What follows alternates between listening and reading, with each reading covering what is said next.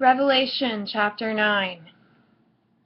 And the fifth angel sounded, and I saw a star fall from heaven unto the earth, and to him was given the key of the bottomless pit.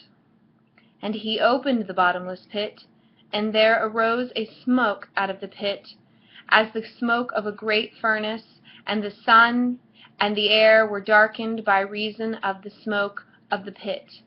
And there came out of the smoke locusts upon the earth, and unto them was given power, as the scorpions of the earth have power.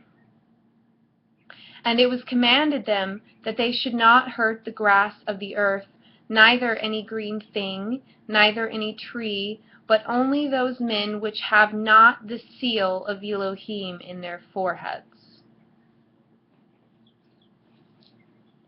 Chapter 9. Verse 4.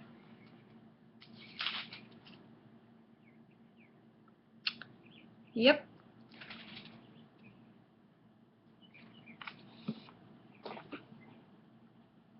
So much for the theory that the black helicopters are the locusts, huh? I saw a YouTube video about that. Anyway. And to them it was given that they should not kill them, but that they should be tormented 5 months.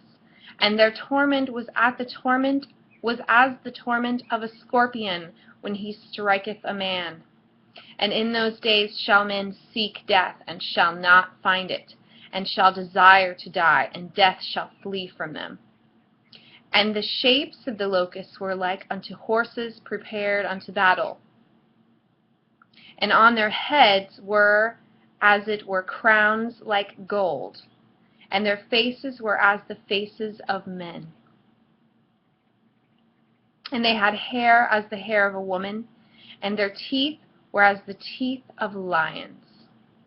And they had breastplates, as it were breastplates of iron, and the sound of their wings was as the sound of chariots of many horses running to battle. I find it really interesting that these locusts come from inside the earth, but they're not allowed to harm those who have Elohim in their minds or on their foreheads, which lends itself to this theory that some people have that the Creator actually created Satan and allows him to test us and deceive us in order to separate the wheat from the tares. These are coming from the bottomless pit, you know what I mean? So it's like they're ultimately being controlled as well, but they're not exactly good. Ooh. And they had tails like unto scorpions, and there were stings in their tails, and their power was to hurt men 5 months. And they had a king over them. Who knows, maybe this will prove me wrong. I'm just theorizing. Which is the angel of the bottomless pit, whose name in the Hebrew tongue is Abaddon, but in the Greek tongue hath his name Apollyon. Now there's a very interesting book called The Message of the Kingdom by Elijah Paul, who explains how the Greek mythology ties into the biblical accounts of Apollos, Saturn, Kronos, how that ties in with pantheism and Satan and all of that. Basically, they're saying that this is Satan here running the locusts, but the locusts aren't allowed to harm the good guys. So that's interesting, isn't it? One woe is past, and behold, there come 2 woes more hereafter.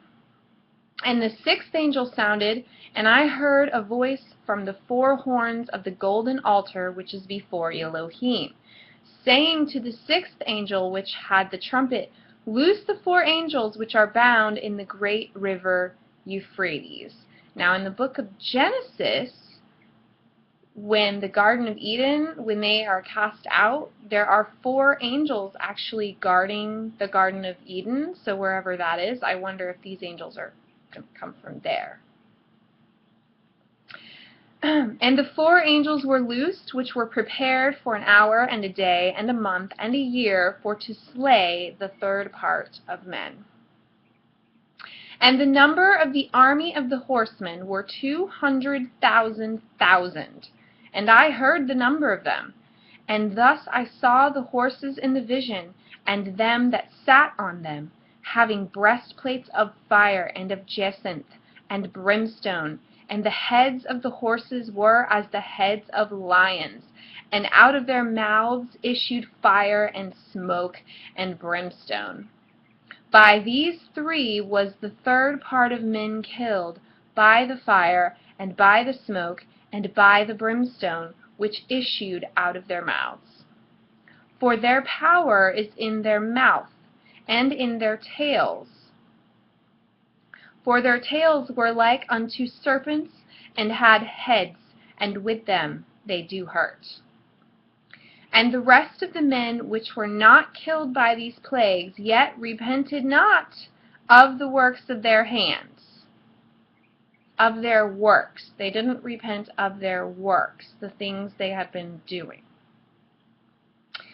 That they should not worship devils and idols of gold and silver and brass and stone and wood, which neither can see nor hear nor walk. That makes me think, another aside, of the giant 40-foot owl in Bohemian Grove. Doesn't it remind you of that?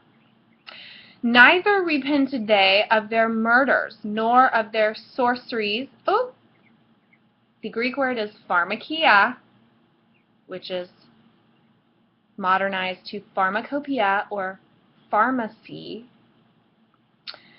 nor of their pharmakia, nor of their fornication, nor of their theft.